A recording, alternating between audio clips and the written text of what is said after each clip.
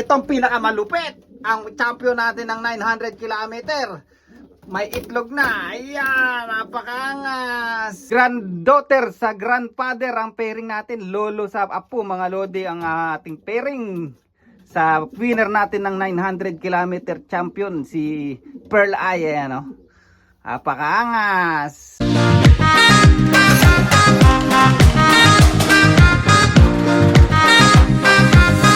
So mga kalapatids, nakita nyo na naman yung pagmumukha ko. Yan, for today's video mga lodi, update tayo syempre dun sa mga breeder natin at young bird natin mga lodi.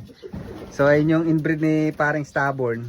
Di ba nga pinaris ko yan kay 499. At ito na yung dali. Ito na yung second clutch na egg ni 499. Ayan o. Ayan o. Asan na itlog? Ayun, may itlog mga lodi, oh. Yan si 499 mga lodi. Napakaangas. Ayan, total nandito na rin tayo sa section ng mga young bird. Ayan, actually young bird section to. Kaya lang dito na nag-itlog yung inbreed mga lodi. Ayan, at ito yung apat na magigiting na young bird natin na ire-raise natin mga lodi. Ayan, siningle toss natin sila last Sunday yata yun. At nakauwi naman sila.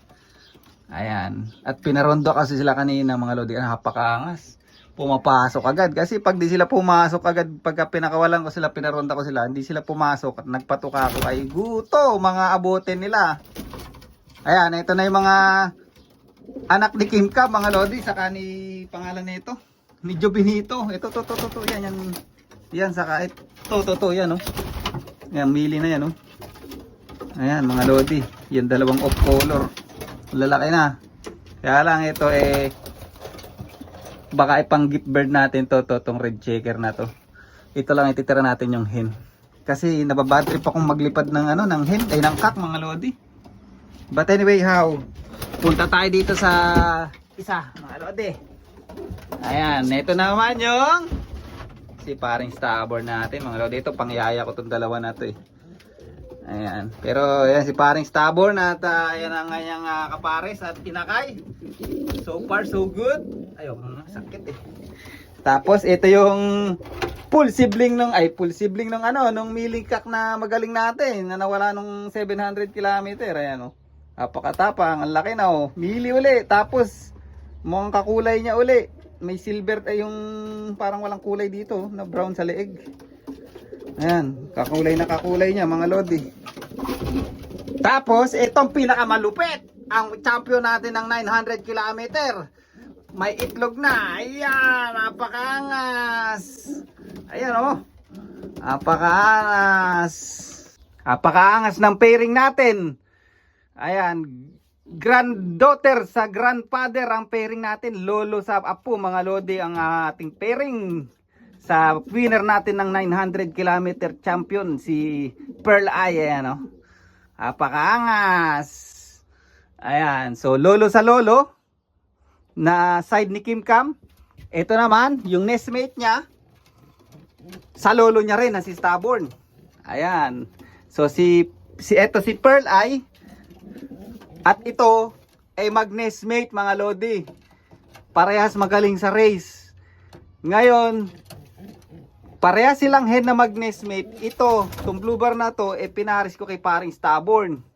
Sa side ni paring Stubborn. Tapos si Pearl Eye naman, ipinaris ko sa side ni Kim Cam. Aragoy! Ano kaya ang kalalabasan nito? Napakaangas! Ayan.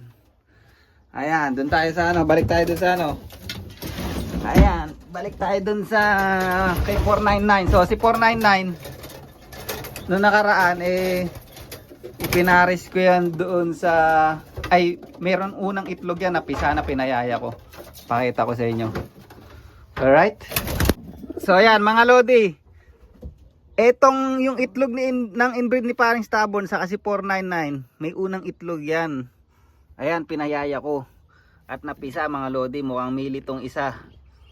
Ayan, napakaangas. Ayan, napisa, akan lulusog. So ang nangyari kasi, itong cock 2014 na to, bagong line to na nakuha ko mga lodi. At hindi nagfertile yung unang itlog nila. So, ang dinig-dinig ko, ang sabi, kailangan maganda raw ipagsubuin ko daw ulito para bumalik yung fertility nitong kak. Kaya yan. So, saktong-sakto, magkaedad yung itlog nitong pairing na to, saka yung itlog nila 499. At pinaris ko nga, nilipat ko ngayon dito yung itlog. Ayan, napisa mga lodi. So, hopefully, sa susunod na clutch nito, sa susunod na itlog nitong pairing na to, mag-fertile na mga lodi. So, tong blue bar hen naman na to, full sibling pa rin ni Pearl. Ayan mga lodi. Ayan, yung mga pairing ko, mga lodi, hindi na nalayo doon kay paring stubborn sa kay Kim Cam. Sila rin din. Meron lang akong ikinross doon yung 499 hen. Kasi narasubukan ko na sa ration. So, ayoko na kasing kumuha ng ibang bloodline na hindi naman subok. Tapos, magugulo na naman yung breeding ko, mga lodi. Lalayo ka pa ba? Kasi nananalo naman yung side ni Kim Cam, nananalo naman yung side ni Stubborn. So, sila muna ngayon. Sa ngayon mga lodi, pero pagka masyadong dikit na yung natin, yung mga breeding nila natin, yung mga bloodline o family ng ibon natin, masyadong dikit, saka tayo magko-cross. Ayan. So may mga iba pa akong pairing, sa ako na lang ipapakita para ayan, makita niyo ibang pairing natin mga lodi. May mga ilang pairing pa ako rito Alright, shout out pala dun sa West Coast Racing Pigeon Club dyan sa, kung di ako nagkakamali, sa Amerika. Ayan, meron parang bagong club ng mga Pinoy dyan sa Amerika. Shout out sa inyong lahat mga lode. Ayan, at kay Idol Allen Karamihan. Ayan, shout out sa inyong lahat. So dito ko na rin yung vlog natin mga lode.